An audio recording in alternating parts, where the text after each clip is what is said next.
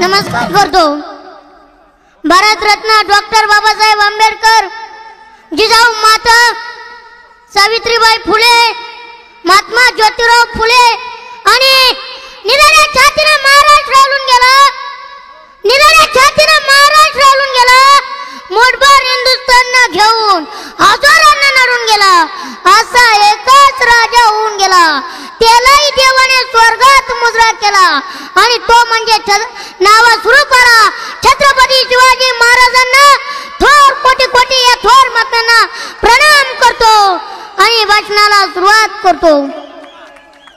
खरं तर म्हटलं तर माझ्यासारख्या गरीब माणसाला साहेबांनी बोलण्याची संधी दिली, त्याबद्दल त्यांचं मी मनपूर्वक अभिनंदन करतो। मला तर असं वाटतंय, मला तर इथं काही बोलताच येणार नाही, कारण बोलण्यासारखं तरुणांनी काही ठेवलंच नाही।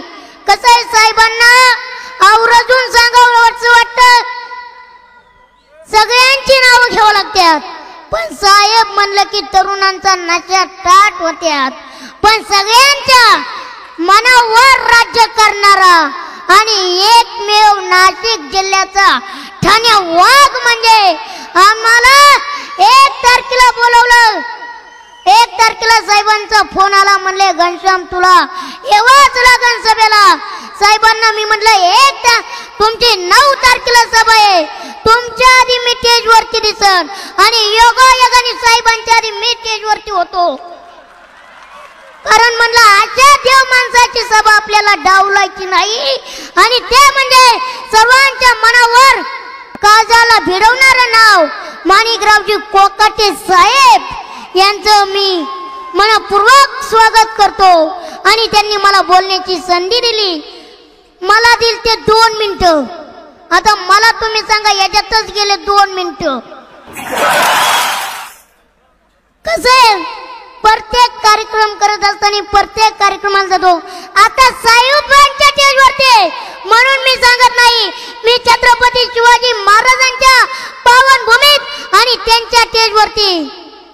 आता राजकारण लागलं, इलेक्शन लागलं की कार्यकर्त्यांची धावपळ चालूच होते, याच्यात काही वाद नाही, आपल्याला कुणावर टीका करायची नाही, काय नाही, पण राजकारण लागलं की कार्यकर्त्यांची धावपळ होते आणि कार्यकर्त्यांचं जनतेवर प्रेम असतं, कार्यकर्त्यांचं जनतेवर प्रेम असतं, पण आमच्या इथं नाशिक जिल्ह्यात जनतेचं प्रेम कोकाटे साहेबांवर आहे। किती मोठी देवशक्ती साहेबांचं जेवढा आवर आपण धरला होता, आता आमच्या मोठ्या ताईंनी सांगितलं 75,000 जनता इथं समूहाने उपस्थित झाली। मी तर म्हणतो 75 नसन जास्त जनता आहे, कारण तिकडे गाड्याच्या टपावर जनता बसली। विचार करा, इतकं प्रेम आहे आणि इतके आपुलकी आहे। राजकारण करायच्या परीने करायचं नसतं, तर राजकारणाबरोबर समाजकारण सुद्धा करायचं असतं। मी सांगू, आता तुम्हाला सांगायची काय गरज आहे, कारण तुमचं सर्वांचं ठरवलंय, पण मला तर निश्चित वाटतं आले 100 गेले 100, आले 100 गेले 100, इथं फक्त कोकाटे साहेबाच 1 नंबर, त्याच्याशिवाय कुणाचीच ताकद नाही आणि सर्वांचं खंबीर नेतृत्व। मला त्यांनी बोलण्याची संधी दिली, त्यांना आवर्जून सांगावंच वाटतं।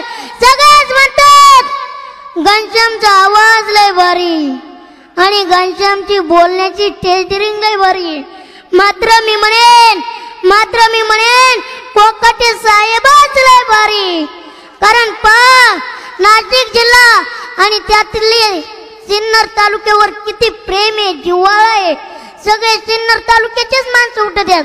साहेब मला आवर्जून तुम्हाला एक सांगावंच वाटतं, बाकीच्या कार्यक्रमाला गेलं ना कार्यकर्त्यांना सांगावं वाटतं उठ ना तू बोल ना, उठ ना तू बोल ना, मी काय बोलू, अरे उठ ना काहीतरी बोल, पण इथं तसं नाही, इथं लाईन लागली बोलण्यासाठी।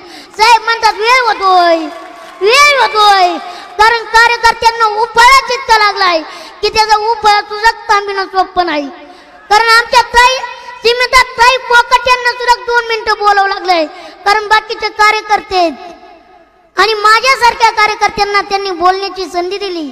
पण साहेबांना मी सांगतो, मला पाठिंबा देणे इतका मी तुम्हाला मोठा नाही, पण या छोट्याशा ऐकून काही तुम्हाला लागलं ना सांगण्याचा निश्चित प्रयत्न करा.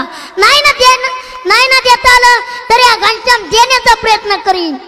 कारण माझं काही इकडे सांगण्याचं आधी कसं आहे, बोलून असं माणसानी मला आधीच मतदानाचा अधिकार नाही. बोलून असलं बरं पाहिजे, तसं नको वायात. त्यामुळं आणि तरुण मित्रांना माहितीये आपला खासदार आपण निवडायचा बाबा. कसं आहे, 5,000 2 दिवसापुरतं पुरत या, पण 5 वर्ष जायच्यात, 5 वर्ष जायच्यात. विचार करून निवडा, लक्ष ठेवा.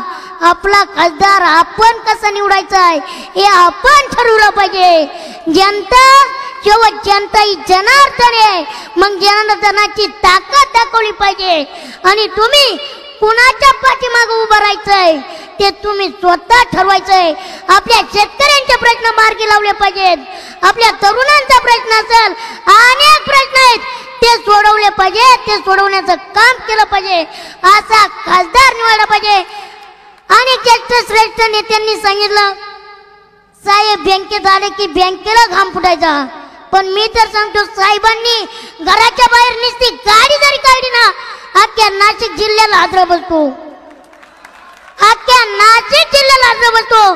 कोकाटे साहेबांची गाडी आली, कोकाटे साहेबांची गाडी आली आणि सगळ्या बंद करू शकत नाही. कारण वाघाची गर्जना ती वाघाचीच गर्जना, दिल्ली नाही अख्ख्या महाराष्ट्राला ती गर्जना ऐकली पाहिजे. नाशिककरांनी आता वेळ आलाय बदलायचं. तुम्ही एकजूट व्हा, तुमचा कार्यकर्ता तुमच्या पसंतीने निवडा. आता मी काय जास्त बोलायची गरज नाही. तुमच्या मनात मला तर वाटतंय अख्खा नाशिक जिल्हाच आमच्या साहेबांनी घराच्या बाहेर काढाय काढून चला चला चला. कारण काही माणसं रोजाने आणावं लागतात, आपल्याकडे माणसं मावळणार. बघा साहेब किती जनतेचं तुमच्यावर प्रेम आहे आणि असंच प्रेम जिव्हाळा. कारण ताईंनी सांगितलं साहेबांची नाळ ही मातीची जोडलेली आणि जनतेची नाळ या साहेबांची जोडलेली, कोकाटे साहेबांचं. म्हणून म्हणतो, आणि ती उमेदवार करत असताना तुम्ही सर्वजण त्यांच्या पाठीमागे उभा राहा. तुमचा जो योग्य खासदार निवडा. पुन्हा वेळ नाही. तरुण मित्र एकजूट व्हा. मला बोलण्याची संधी दिली, चुकलं असेल तर मला मोठ्या मनाने माफ करा. कोकाटे साहेबांना बोलायचंय तर त्यांचं मी मनपूर्वक अभिनंदन करतो, आभार मानतो. मला त्यांनी बोलण्याची संधी दिली, पण त्यांना एक जाता जाता सांगतो, या घनश्यामकडून त्यांना मदत होणार नाही. कारण त्यांना मदत करणे इतका मोठा नाही. पण एक शब्द तुम्हाला मान्यवरांनो देऊन जातो, वडीलधाऱ्या माणसांनो, लागली तर आवर्जून मागा, देण्याचा निश्चित प्रयत्न करीन. ही काळ्या दगडावरची रेग. एवढं बोलून माझं भाषण थांबवतो. जय हिंद, जय महाराष्ट्र. धन्यवाद घनश्याम. त्यासाठी जोरात टाळ्या झाल्या पाहिजेत.